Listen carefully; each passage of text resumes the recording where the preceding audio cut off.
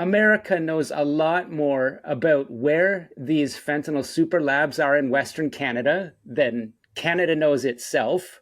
This is due to the tremendous global intelligence of American law enforcement agencies. And they came through the proper channels in Ottawa, through their embassy, late 2022, and essentially went through liaisons and asked the RCMP, we know about a precursor shipment coming in to a business in Vancouver. We believe it connects to the Chinese fentanyl problem. Will you investigate and can you work with us? Our bureau in New Jersey, which digs into Chinese global money laundering, has very significant information. And in a nutshell, they were told to pound sand.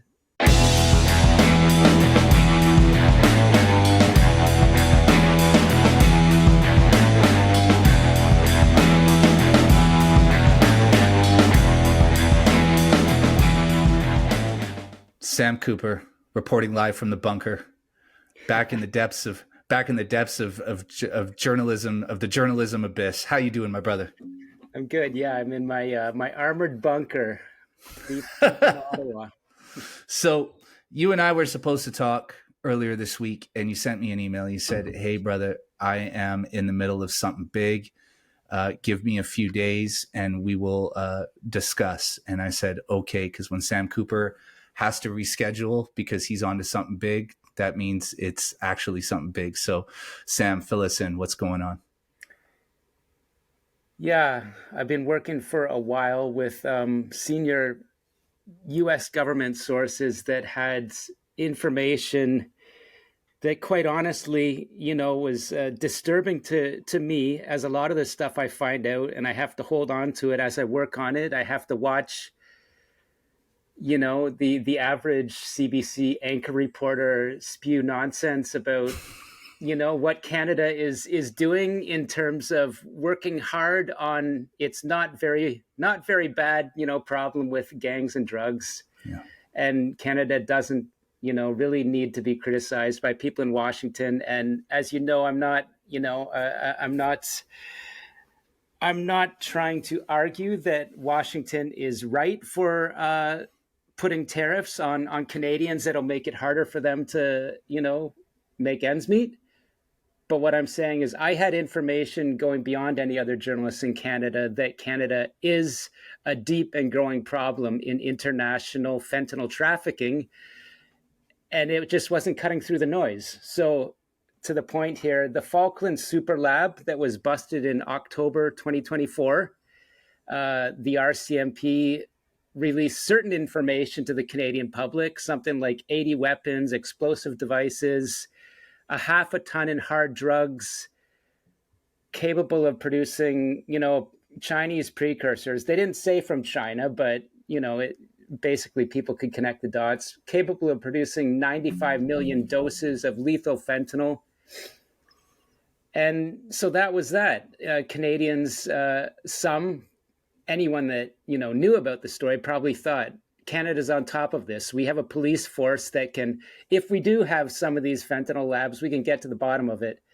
But I'm just going to let you ask a billion questions because my mind is still unpacking stories to come off what I've learned. But in a nutshell, America knows a lot more about where these fentanyl super labs are in Western Canada than Canada knows itself. This is due to the tremendous global intelligence of American law enforcement agencies. And they came through the proper channels in Ottawa, through their embassy, late 2022, and essentially went through liaisons and asked the RCMP, we know about a precursor shipment coming in to a business in Vancouver. We believe it connects to the Chinese fentanyl problem.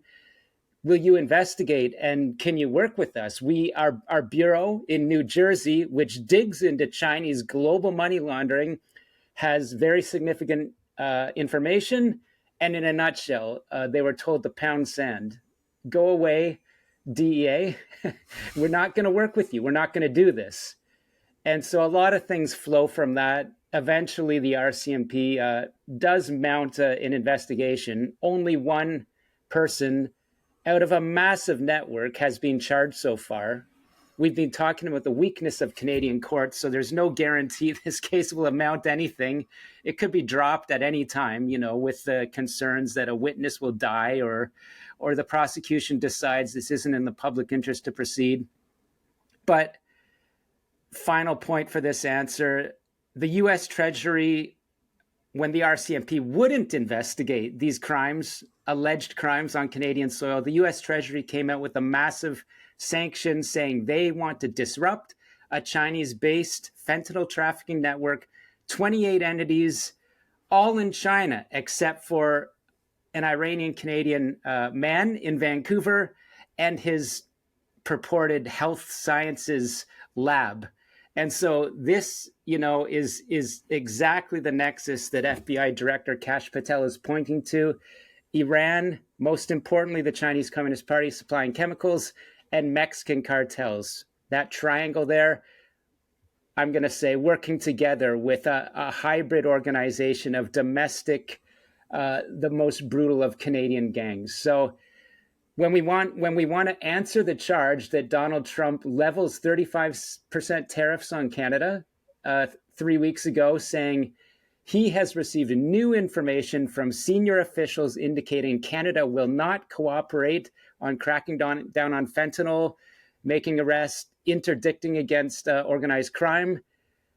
I talked to the senior officials and they fleshed out what they say are their concerns, and I confirmed them. This is a big problem in Canada.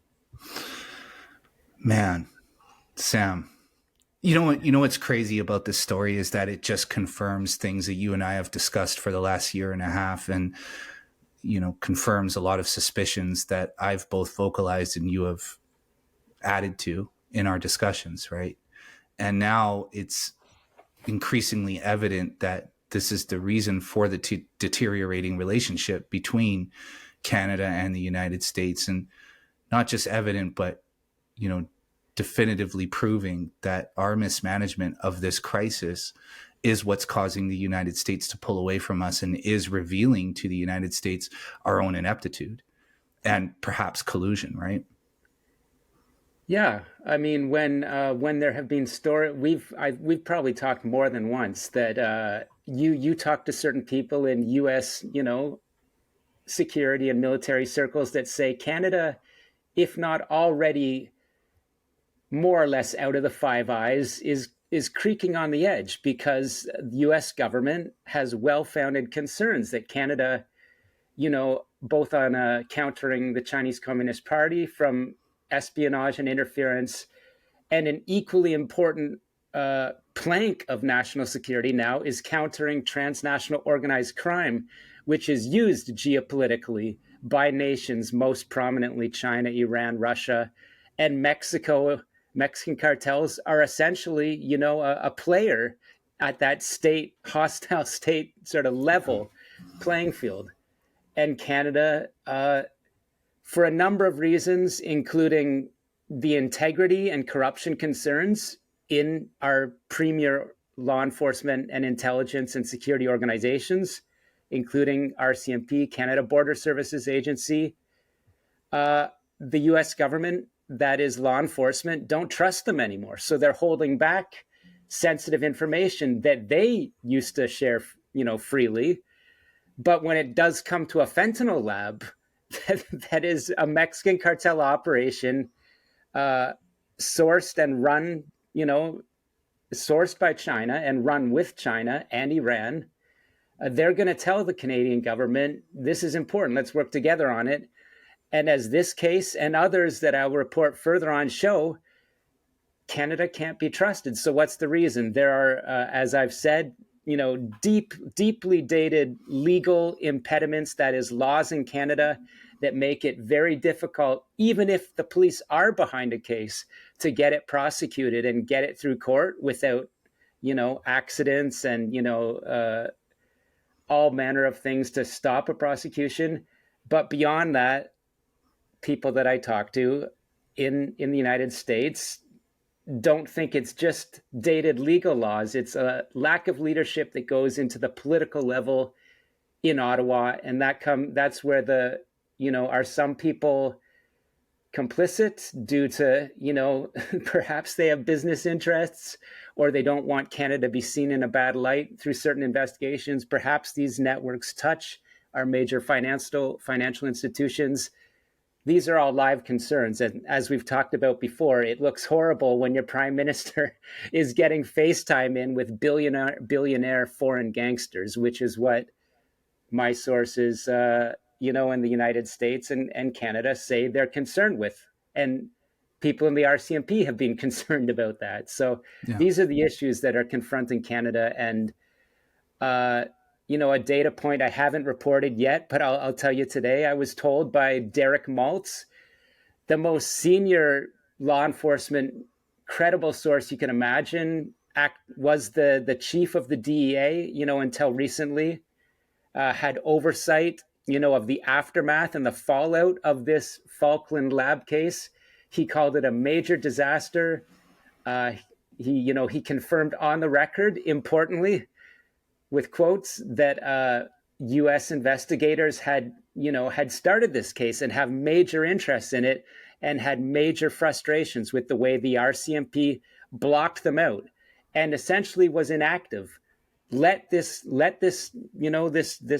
scheme and network go forward until public pressure is put on Canada with the U.S. Treasury sanctions and other way to interdict or disrupt this network. And Derek Maltz told me, in the past 5 months, fentanyl seizures at the southern border are down 50%. The cartels are actually running scared, and this is why the U.S. government believes, and probably has more than intelligence, or rather has evidence that can't be used in Canadian courts, that the cartels have shifted their focus to, Western Canada, and it's across Canada as well. So this is the meaning of this story is when you're looking at Canada's inability among most of our, Western allies to get a new trade deal with President Donald Trump. Our inability to fight organized crime is a fair part of that, if you want to look at the tariffs just on face value. And so that's a major concern. Every Canadian should read this story at the Bureau and be talking to their politicians and saying, look, the Bureau's story says that Canadian police sources are on the record now saying they've been telling our governments for over 20 years we need to update our laws because organized crime now is foreign state interference. It's bigger than those dated laws envisioned under whatever, that have emanated from Pierre Trudeau's Charter of Rights sort of regime of 30, 40 years ago. That's the past. Yeah. Canada is not a modern nation. It can't defend its sovereignty with the laws we have now, which again grow out of the our great architect Pierre Trudeau's sort of era and mentality.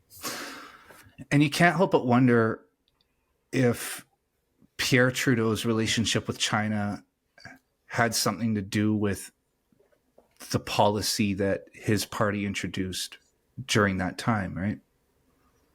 Yeah, I haven't probed deeply whether the sort of taking the barriers down around ability to crack down on organized crime could have been foreseen to benefit other parties back in that day. But I have looked at factors in the present day that very senior Chinese Communist Party proxy actors that are very connected to election interference, funding of the Liberal Party, interconnectivity with Canada-China Business Council in one case that I'm thinking about, and I'll just leave it at that. Major money launderers that are involved in a lot of things. Right. And our corporate figures in Canada are being protected now, protected Are they willfully being protected, or are they just, benefiting under Canada's weak legal regime until we change it? We won't know until we change it. But what it is that the world's most damaging money laundering and crime networks understand they have a free lane in Canada. And this is what, I've proven time and again, what I hear from senior American government people, senior Canadian government people that care about this issue. Money laundering is the root of all evil in this story. Fentanyl follows the money and the corporate structures, and that's why Canada is being used. And look, there's really nothing else you can infer from a scenario where you have your prime minister or an aspiring prime minister attending fundraisers where people connected to the distribution of fentanyl across Canada and also Chinese organized crime are present at that dinner and seen in photos with that prime minister or aspiring prime minister. I mean, what else can you draw from that, right? Exactly. I mean, we don't know the result of those meetings, but I've reported on, and we've talked about, I've been reporting since Willful Blindness in 2021 that Justin Trudeau was constantly surrounded by known senior Chinese organized crime figures who are part of Beijing's political interference apparatus, the United Front, who are recognized as leaders in Beijing. And because they have the ability to, and in fact are tasked to use their assets, legal and illegal, in Canada to influence, to lobby, to surround, to suborn Canadian leaders, right? And so when Justin Trudeau does a Cash for Access meeting in 2016, and we have credible reporting saying people are lobbying him at those meetings to open the door wider for Chinese foreign investment, or open the door to a major Chinese insurer to buy, a major complex in Vancouver. Yeah, that's lobbying done by people involved in senior espionage and gang networks. Were they successful, with approval of financial institutions that are under scrutiny?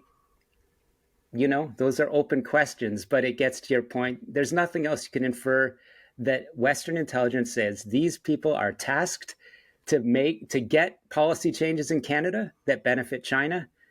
And my information, well-founded, is while doing so, they're running organized crime in Canada and in the world, and they're at the top of the heap. They're moving money for Mexican cartels, and their networks are very connected to the precursors coming in, or as we've talked in another case, to the fentanyl factory parts that are shipped into Vancouver and used, or marijuana extraction, technology from China. All of it, consistent with, as it's appearing, Chinese statecraft. So I want to talk about the law enforcement part of this, because that's obviously the smoking gun that looks to be leading to something else that I'm sure you're digging into right now and we'll have an answer on in the very near future. Why? So for our American listeners, the RCMP is Canada's federal police. They are our FBI. So why would our RCMP block the DEA, FBI, and other law enforcement agencies from investigating these activities in Canada? Yeah, there's more than one theory, but something that everyone agrees on and on the record is there's a law called Stinchcombe, or rather a ruling from Canada's Supreme Court a long time ago that essentially, consistent with the Pierre Trudeau Charter of Rights regime, says that any evidence gathered for a prosecution from Canadian police, almost all of it needs to be disclosed to the defense lawyer. The RCMP have to empty their notebooks on this investigation, all their holdings. So that's everything they get from often organized crime sources who are allowed to do certain activities, but give information on other people.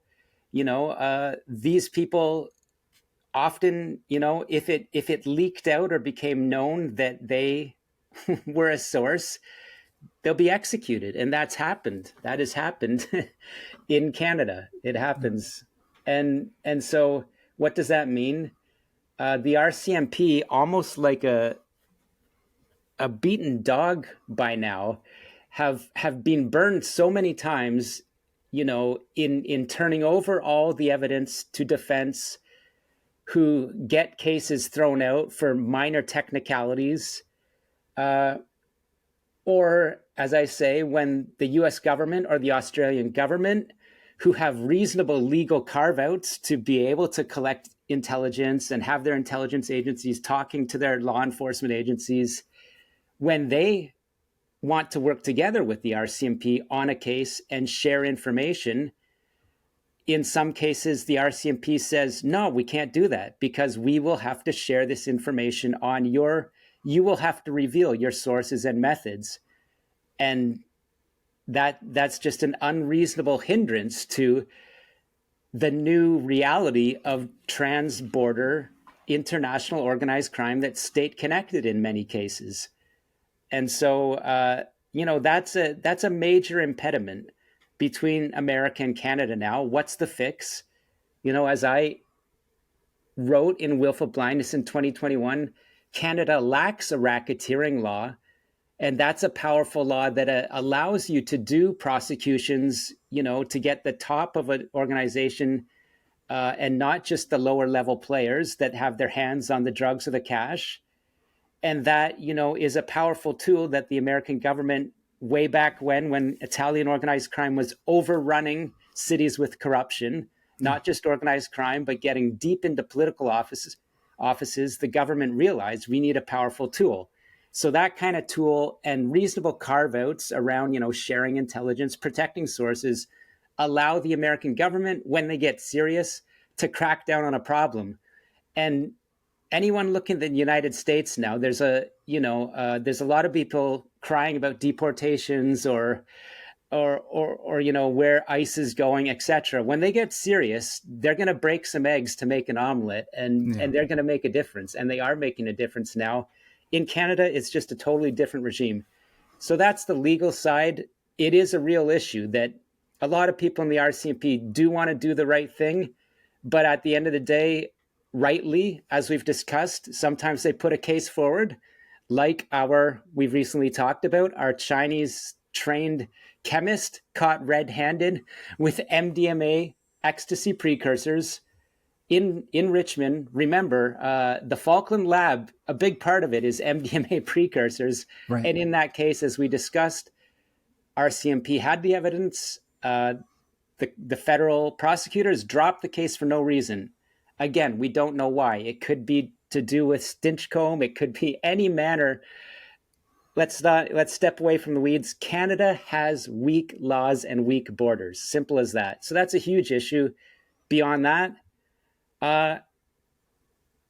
any serious person I talk to brings up the Cameron Ortis case, the head of RCMP intelligence with access to CIA, NSA, the highest levels of Five Eyes intelligence on how Iranian state actors are working with the Mexican cartels in Vancouver in encryption technology, moving drug money, for the Iranian guards in Toronto, how that intersects with Chinese crime, blah, blah, blah.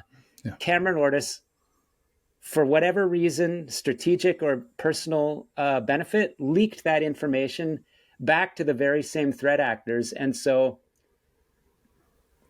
the RCMP knows they have issues beyond Cameron Ortis. Corruption is an issue, could be at high levels. Corruption is a serious issue, probably for many of the same legal reasons that I just talked about. Organized crime has an easy time in Canada. Well, it's kind of hard to crack down on corruption as well. Yeah. Again, weak laws. So corruption, incompetence, as I said, the beaten dog, syndrome, a dog that tries to do a good job, but it's got bad things all around it. Bang, bang, bang. It's meek now. It won't bark. It won't move forward. In a nutshell, that's what Canada is. Well, Sam, I appreciate your attempt at diplomacy and staying neutral on this, but I don't know if the laws necessarily have anything to do with it, as you just, alluded to with the Cameron Ortis case, right? We have an obvious problem. I mean, especially if you live in Vancouver. I was just back there a few weeks ago, and it is a wasteland. It's staring us right in the face. This whole thing is operating out in the open in Canada. You and I have talked about David Eby previously and the people that are around him. Mm-hmm. Now, you have probably the greatest law enforcement and intelligence base in the world looking into Canada and trying to figure out what is going on here with the organized crime. Yeah. You would think Canadian law enforcement would be more than happy that this group of people are looking into this to try to help us solve this problem, because it is leading to, as you mentioned earlier, diplomatic corrosion between the two countries. Yeah. So you would think that the RCMP and the Canadian government would be more than happy that the DEA, FBI, and others are looking into this and trying to help us put this fire out, not the opposite.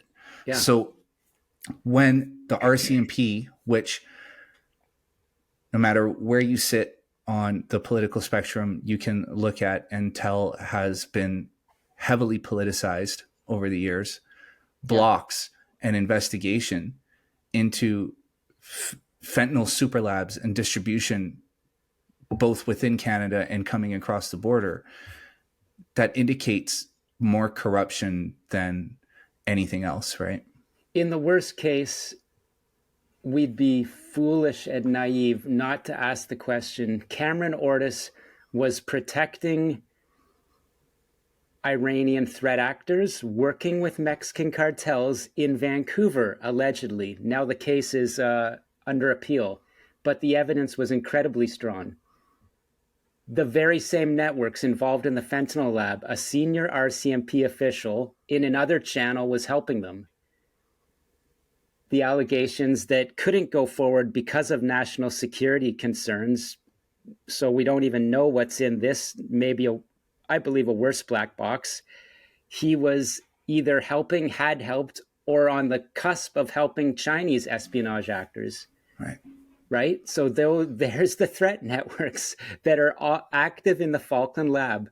So is someone in the RCMP or the Public Safety Minister's office, the Prime Minister's office, the business people behind the Prime Minister's office, at some level, does someone not want, that very peak of that network to be scrutinized for some reason?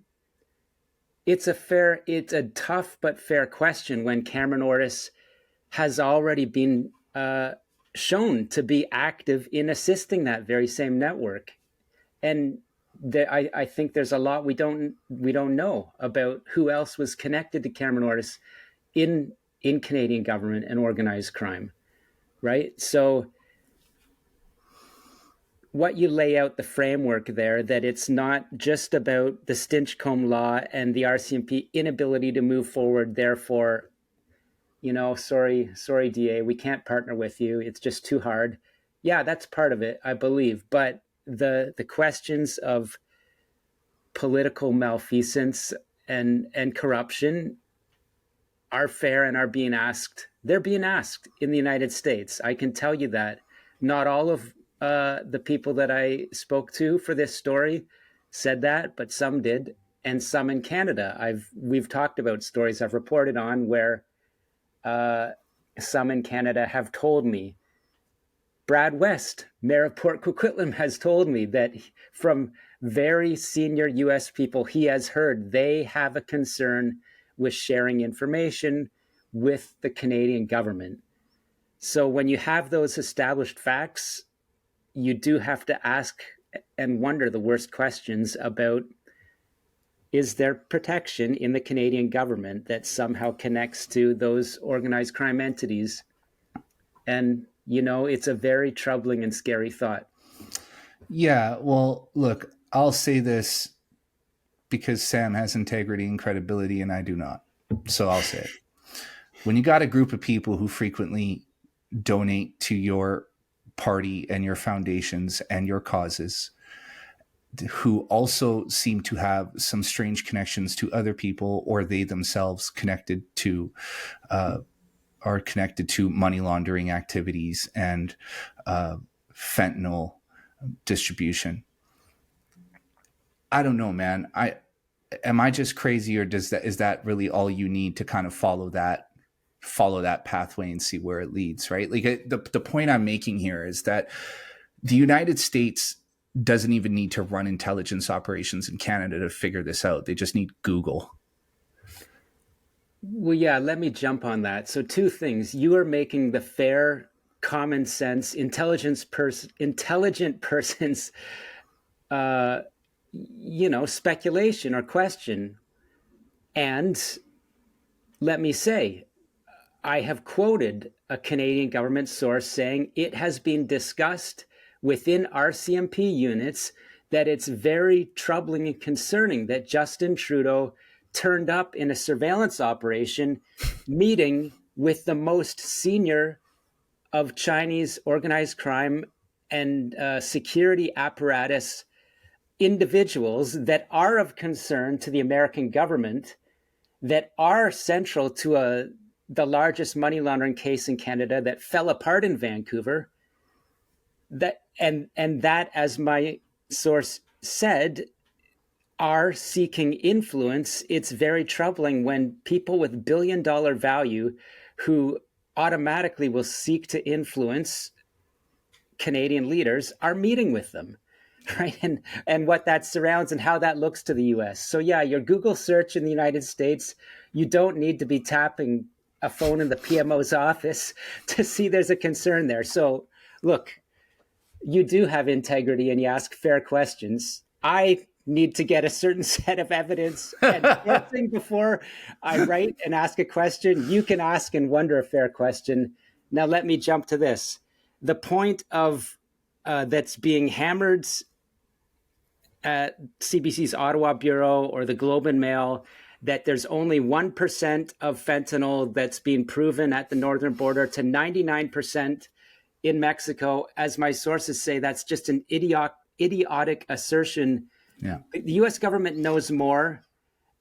And as I wrote in today's story, they're saying multiple robust super labs in Western Canada, in remote areas, are capable of, in some cases, producing 60 pounds of fentanyl per week. Canada isn't consuming that all. Canada is an export fentanyl nation. It's going around the world. Is 10% of it going to Mexico compared to Mexico's dropping tally? Yeah. I don't know, but the US government has to take that seriously. Canadians are dying, and the Canadian government isn't taking it seriously. The Canadian government, for whatever reason, won't work with the US government. And beyond that, as my story, a key point was, the US government is saying, you're telling us there's no evidence or nexus that the Falkland Lab and these other labs sprinkled throughout the Lower Mainland and Western Canada were sending fentanyl to the United States. Well, you're not sharing any information from your investigations that we, the US government, give you the leads and intelligence on to start, and then you're sequestering them. And when the US government asks, can you share any of your findings? You're saying no. So the US government can't find a connection because you're not sharing. This is a point I'm making. Like, I can report that because I'm told by a senior source. You, as an astute reader and thinker, know that. What's the evidence of, if the US government knew, okay, there's like 50 names surrounding that Falkland Lab at the top level, give us a name. Yeah. If we have a name and we know they have established routes from Surrey, BC into Whatcom County, there's a nexus, but we can't know because you won't tell us. And so you can just imagine the brain-numbing frustration when the US government, a number of senior people, they've had it with Americans dying, and they care about Canadians too, but the Canadian government has the sovereignty to make a decision to protect Canadian lives and isn't doing it because they're not changing needed laws. Well, and it's not just that. You have to look at it on a professional level. They've been given a mandate from their president to get this problem solved. They know where it's coming from. They know the source of it. They know who these people are and where they reside. And they just so happen to be inside of a country that will not cooperate with them. That has to be maddening. Maddening, and thus it feels horrible to be singled out, among the world and said, 35% tariff, but it's avoidable. It's avoidable. Yeah. This is not just unfairness. I'm not saying it's total fairness from Washington and that the person making the decisions is predictable or easy to work with. But I'm saying at a bipartisan level for years, the American government has had these concerns and Canada hasn't acted on them. It's just nice meetings. Yes, we'll work on it. Nothing happens. And I find it incredibly ironic that they're withholding the evidence under the pretense that they can't share it with the United States agencies for the safety of their witnesses or informants. Like Pam Bondi's going to parachute into Vancouver and start icing people. You know what I mean? Like the corruption is in our country. It's here. It's not there. It's here. Right. So even that pretense itself doesn't hold water, At the end of you're asking what's going on here. And some people think, and I believe there's something to this. This is just an unfortunate passive aggressive streak in Canadian elites that you're not going to tell us what to do. We are our own sovereign nation. Okay, then do the right thing. And, the people south of the border that have had enough of people dying wouldn't have to tell you what to do. Yeah. And meanwhile, they're doing multi-million-dollar deals with companies like Hutchison Whampoa that are just shipping this stuff into our country, right? Like it's giving $1 billion contract to a Chinese military civil fusion, right? That it just doesn't fit. It doesn't add up, and it shows why the American government continues to have concerns. And we'll end it there. This is a quick one today, folks. Sam's got more crazy stuff to start unraveling. So listen, Sam, let's call this part one because there's so many questions I didn't ask. I want to get into Canada's fentanyl czar. Where is he? What is he doing? Does he still even exist? Okay, I'll give you a little scoop. Okay. I have to end this episode. We could have gone a little longer normally. I'm working on a story on the fentanyl czar, and it's as silly and as bad as you would think. So we'll pick it up. Okay. I'll make time to come back, but I've got a few more stories to break. So we'll call this part one. Part two, we're going to dive a little bit deeper because I have a million more questions. And Sam, I'm waiting for that story because where is this guy? What does he do? Where's Waldo? Yeah, where's Waldo? Okay, Sam, before we get out of here, tell everybody where they can find you. Yeah, the Bureau.news. Again, over 30,000 subscribers now. And I'll say, I may have said before, I have my own website built and could do that. I chose to go on Substack, and I'm very happy that I did. Substack has been supportive of what I'm doing. It's a great, great, great media company that is really, really important in journalism now. So I'm happy to give that plug to Substack. There's good things in the works. That's amazing. And guys, follow Sam on X at Scooper Cooper. I'm a habitual refresher of his feed. And if you follow him, you will be too. I say this at the end of every episode with Sam. Please sign up at thebureau.news, but don't sign up for free. Sign up as a paid subscriber. You guys are the reason why Sam is able to do the work that he does and come on this podcast and blow the roof off of everything. He's balls to the wall, burn the boat, Sam. And that's what we love. So support Sam, thebureau.news, sign up as a paid subscriber. We will be back ASAP with a part 2 to this episode. Thanks again, brother. It's always good talking to you. Talk to you soon. Bye.